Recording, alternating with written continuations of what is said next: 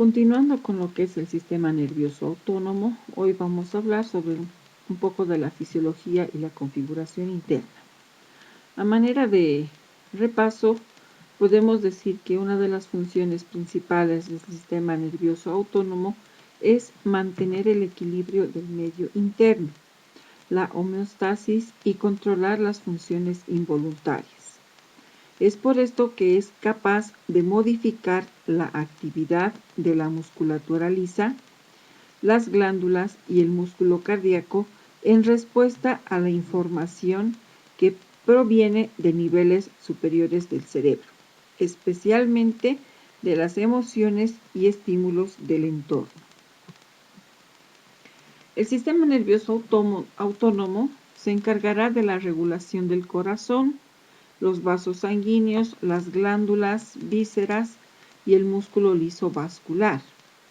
A su vez, se va a subdividir en una porción simpática y otra parasimpática, las cuales se distinguen por su distribución anatómica y por el tipo de neurotransmisores. El sistema simpático está distribuido por todo el cuerpo. Se ramifica ampliamente, mientras que el parasimpático lo hace en forma más limitada y su influencia es más circunscrita, aunque pueden existir algunas excepciones. El sistema parasimpático estimulará actividades que facilitan el almacenamiento o ahorro de energía. Produce cambios encaminados a conservar y restaurar la energía y asegura el bienestar a largo plazo. Mientras que la activación del sistema nervioso simpático sirve para enfrentarnos a emergencias a corto plazo. Tanto el sistema nervioso simpático como el parasimpático están involucrados en la actividad sexual, al igual que las partes del sistema nervioso que controlan las acciones voluntarias y transmiten la sensación de la piel. Esto será el sistema nervioso somático. Así también controla las funciones involuntarias de las vísceras, como hemos mencionado en el anterior video y al inicio, y se va a subdividir clásicamente en dos subsistemas, el sistema nervioso simpático y el parasimpático.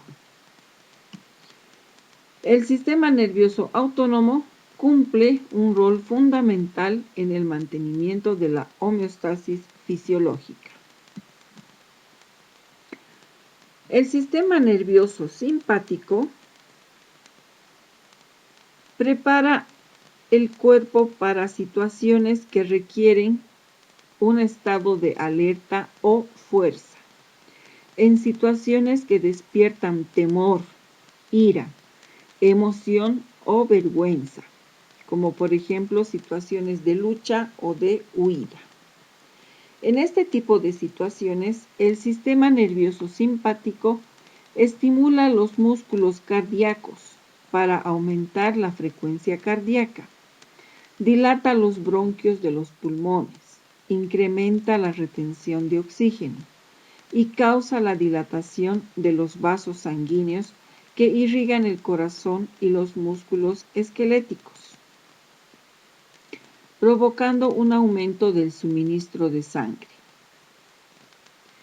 La médula suprarrenal es estimulada para liberar epinefrina, adrenalina y norepinefrina, que es la noradrenalina, lo que a su vez aumentará la tasa metabólica de las células y estimula al hígado para que libere glucosa en la sangre.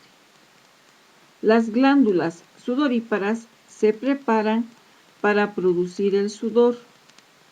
Además, el sistema nervioso simpático reduce la actividad de otras funciones corporales que son menos importantes en emergencia. como por ejemplo la digestión y la micción. La activación simpática tiende a producir efectos generalizados difusos que suelen ser perdurables. Las fibras simpáticas se originan en neuronas de segmentos torácicos y lumbares de la médula espinal, como podemos observar en el gráfico de la izquierda. Por ello, la división simpática también se puede llamar división torácico-lumbar. Salen de la médula y viajan por nervios espinales torácicos y lumbares, hasta que llegan a una cadena de ganglios interconectados que están de forma paralela y muy cerca de la médula espinal, y esta será la cadena simpática.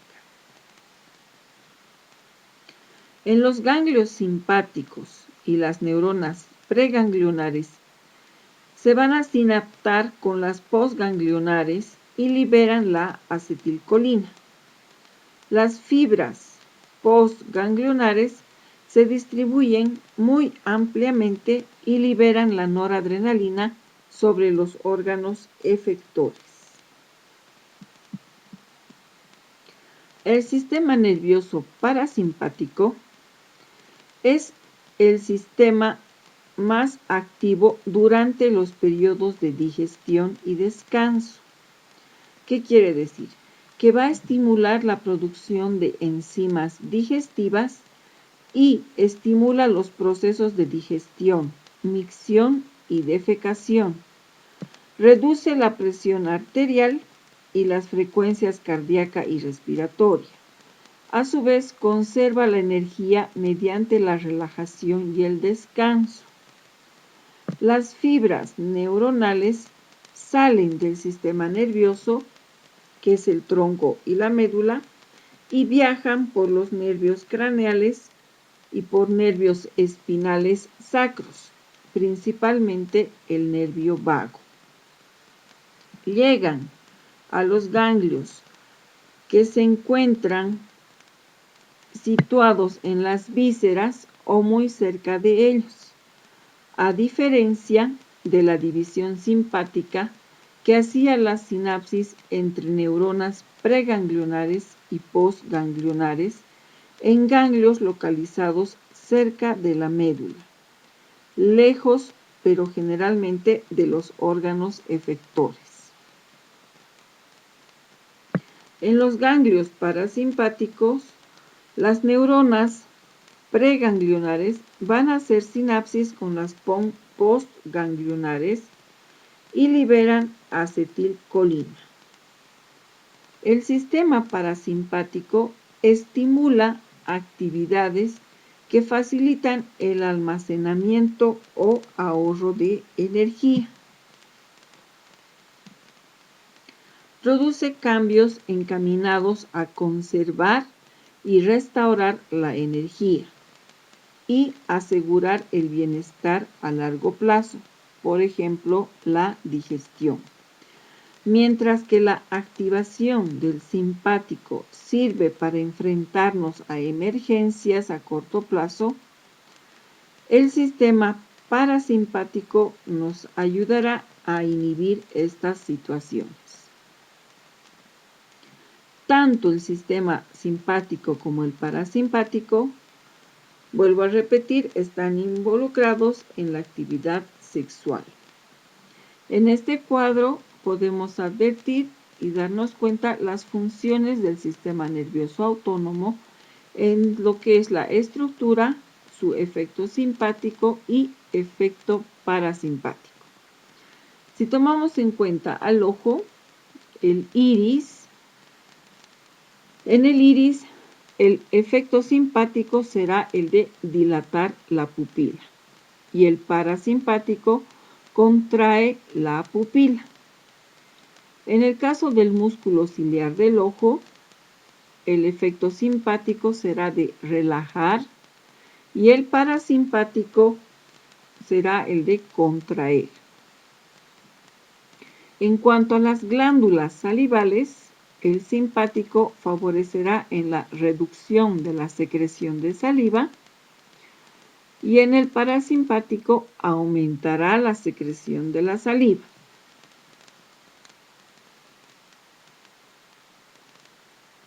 En la glándula lacrimal, el efecto simpático reducirá la secreción de las lágrimas y el parasimpático las aumentará. En cuanto al corazón, el efecto simpático será el de aumentar la frecuencia y fuerza de contracción, mientras que el parasimpático disminuye la frecuencia y va a forzar y la fuerza de la contracción. En cuanto a los pulmones, los bronquios, por ejemplo, van a tener el efecto simpático de dilatación y el parasimpático de contracción. En el aparato digestivo, el simpático disminuye la motilidad y el parasimpático aumenta la motilidad. En el caso de las glándulas sudoríparas, solamente tendremos el efecto simpático que aumentará la secreción de las mismas. Y ocurre lo mismo con los músculos erectores del pelo, con un efecto simpático de contracción.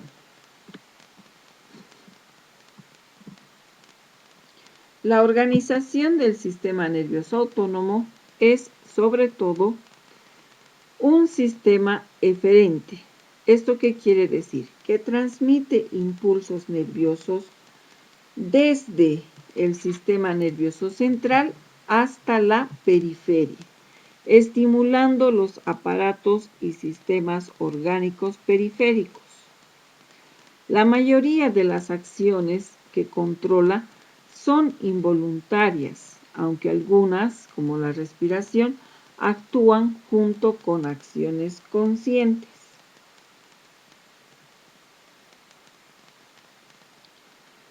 El mal funcionamiento de este sistema puede provocar diversos síntomas que se agrupan bajo el nombre genérico de minoquía. Este sistema nervioso autónomo o neurovegetativo, al contrario del sistema nervioso somático y central, es involuntario y responde principalmente por los impulsos nerviosos en la médula espinal, tallo cerebral y el hipotálamo. También algunas porciones de la corteza cerebral, como la corteza límbica, pueden transmitir impulsos a los centros inferiores y de esta manera influir en el control autónomo. La inervación parasimpática, como les decía, va a presentar fibras eferentes y estas vías parasimpáticas van a presentar dos orígenes. Uno craneal, que es en el tronco del encéfalo, principalmente con el nervio vago, y el espinal, que va a ser en la médula sacra.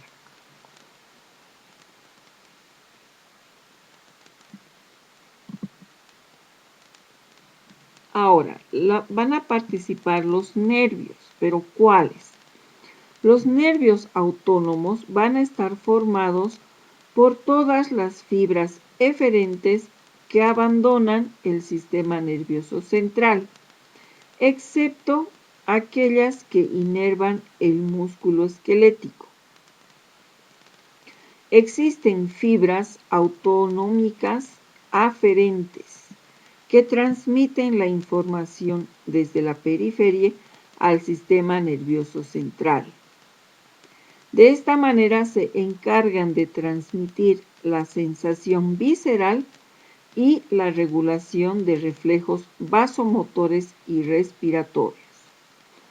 Por ejemplo, los varoreceptores y los quimiorreceptores del seno carotidio y el arco aórtico. Ambos son muy importantes en el control del ritmo cardíaco, en la presión sanguínea y en los movimientos respiratorios. Estas fibras aferentes son transportadas al sistema nervioso central por nervios autonómicos principales como el neumogástrico, los nervios esplácnicos o los nervios pélvicos.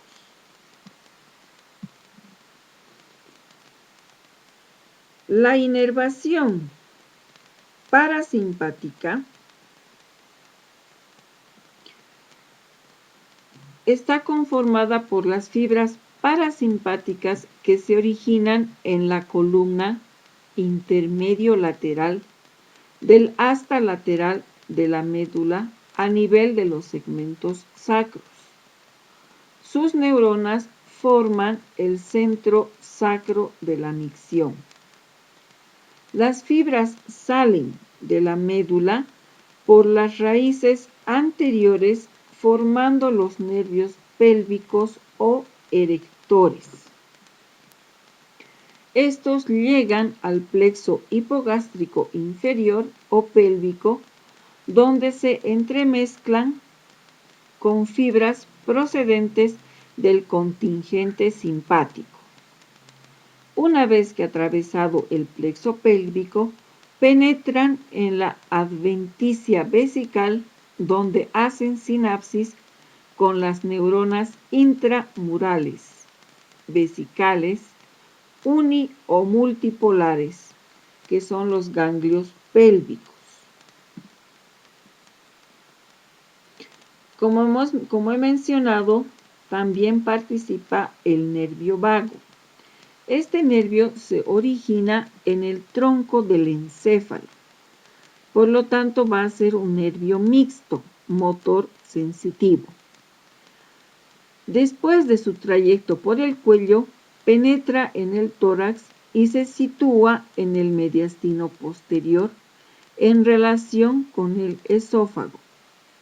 El vago derecho por detrás y la derecha y el vago izquierdo por delante y a la izquierda.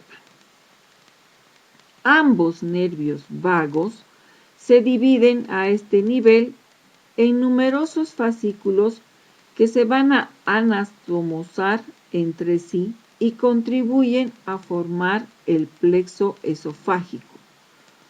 Junto con el esófago, atraviesan el diafragma a través del hiato esofágico, terminando su trayecto en la parte superior de la cavidad abdominal.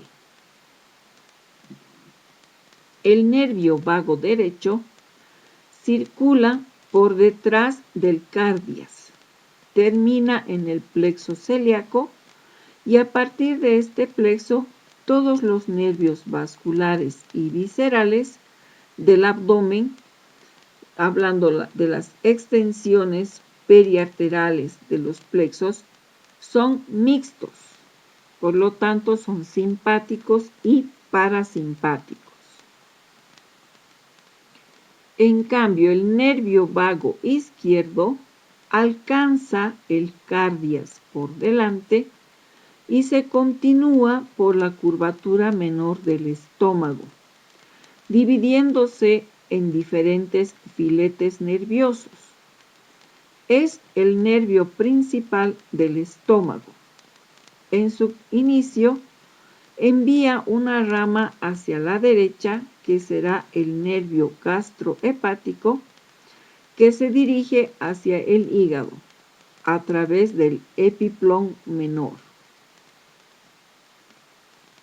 El nervio vago es el principal antagonista del sistema simpático.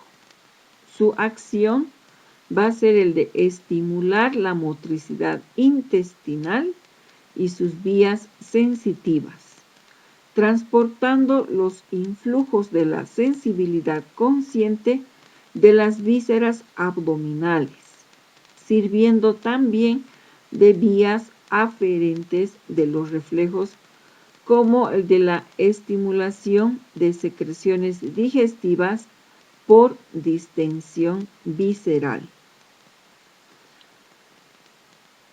Se considera que existe un estado de equilibrio denominado vago simpático en el organismo, pero este equilibrio puede también inclinarse en un sentido u otro en determinadas circunstancias. Para concluir, tenemos que el parasimpático sacro o pelviano va a estar formado por fibras preganglionares que se originan en centros medulares sacros. Abandonan la médula siguiendo los ramos comunicantes blancos de los nervios espinales S2 a S4, formando los nervios esplácnicos pélvicos, que son los erectores, y se dirigen al plexo hipogástrico inferior. Desde este plexo, las fibras se distribuyen junto con las arterias hacia el sector terminal del sistema digestivo, desde la flexura esplénica hacia abajo. En este caso, harán sinapsis en los plexos intramurales. Esto quiere decir a nivel de los ganglios parasimpáticos entéricos. Hasta aquí una parte más de lo que es el sistema nervioso autónomo y la próxima clase concluimos con este tema.